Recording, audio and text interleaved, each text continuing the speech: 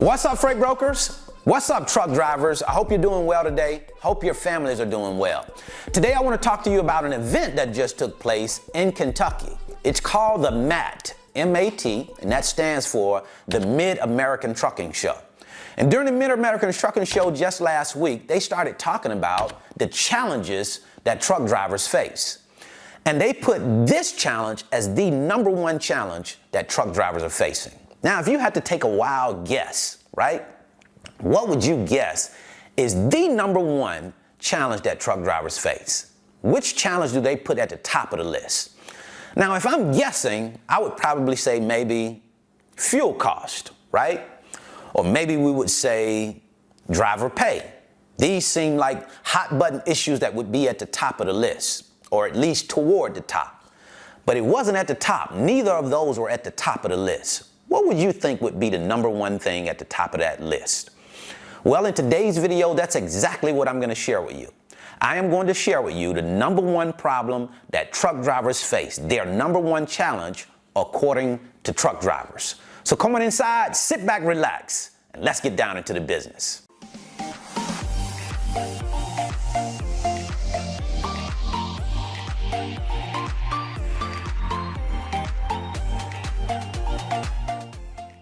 Now, why would a freight broker be interested in the challenges of a truck driver? Why would it concern me what the number one challenge is for truck drivers? Well, that answer is twofold. Number one, I'm interested in what affects truck drivers because I work in the trucking industry. And what affects truck drivers may eventually affect me. So I want to understand those issues so I can better understand what truck drivers go through. And then the second part of that is I'm an entrepreneur. And I'm always looking for opportunities to solve issues because what I realize is that anytime there's a problem, if you as an entrepreneur can bring a solution to that problem, then there may be a huge benefit for yourself in that. So I want to always make sure that I'm on top of issues so that I can possibly bring solutions to those issues. And the number one problem identified by drivers at the MAT, the Mid-American Truck Driving Show, was guess what? Truck driver parking. Now, I wouldn't have guessed that truck driver parking would be at the top of the list. I know we have some problems with truck driver parking, but I didn't realize that it was that big of a problem. They put out some statistics at this show, and they said that 3.5 million people have CDL driver's license, and there are only 313,000 parking spaces. That's a big, big difference. Now, I know all of those 3.5 million are not actually driving, but that's still a big difference. Even if you had 1 million and you only had 300,000 parking spaces, that would still be a significant difference. But we're talking 3.5 million people that have CDLs, and we only have 313,000 truck driver parking spaces, right? So that tells us that there is a huge, huge problem with truck driver parking. As a matter of fact, they highlighted an issue with a female at the truck driving show. She runs a business called She Trucking, S-H-E Trucking, and she had taken a little bit of a break. She had parked in an area where she thought it was cool to park. She looked out. It was one of those areas like you have at a shopping center. And she went and parked her truck and then left her truck and went and took a shower. She saw other trucks there, so she was like, okay, this is cool. Well, after she had taken a shower and gotten herself together, she came back out, and guess what? Her truck was gone. Bye-bye, right?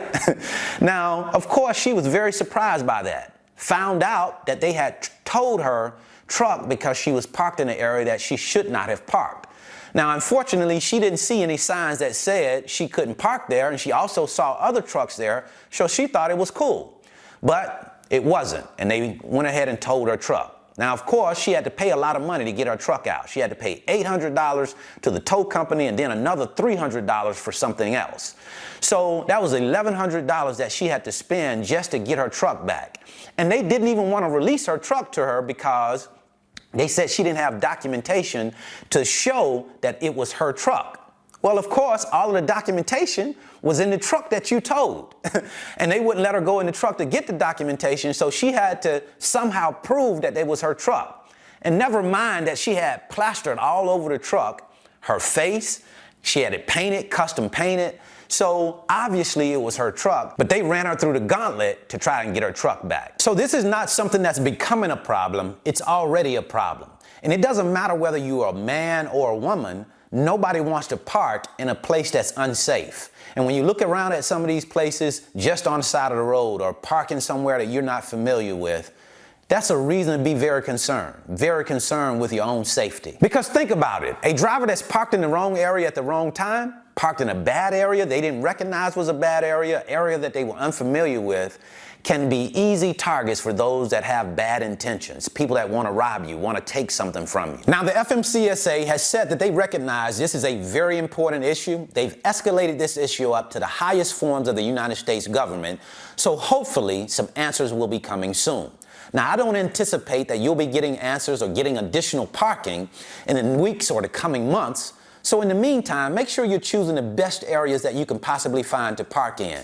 Make sure that they're well-lit areas. Make sure that you have some familiarity with these areas. I've been thinking about buying trucks and becoming an asset-owned freight broker business to enhance my overall business. But I must admit, after hearing this, now I'm starting to think, is it a better investment to buy trucks, or is it a better investment to invest in truck parking? What do you think? Let us know in the comment section below, and also let us know if you think truck parking is a big issue. Is it the #1 issue of truck drivers? So that's what I wanted to share with you today. I hope this information has been helpful. If you want to learn more about the freight broker business, I'll leave a free link in the description. It's my 5-video series, and I titled it How the Load Movement Process Works. It will give you a chance to come into the office with me and watch me as I move loads, talk to shippers and carriers. That way you can get a better understanding of how this business works before you come into it. And then if you're interested in learning more about how to transition from a part-time freight broker to a full-time freight broker, I'll leave a free video right here. So until the next time, I wish you the very best in your life and business. See you at the top, because the bottom is much too crowded.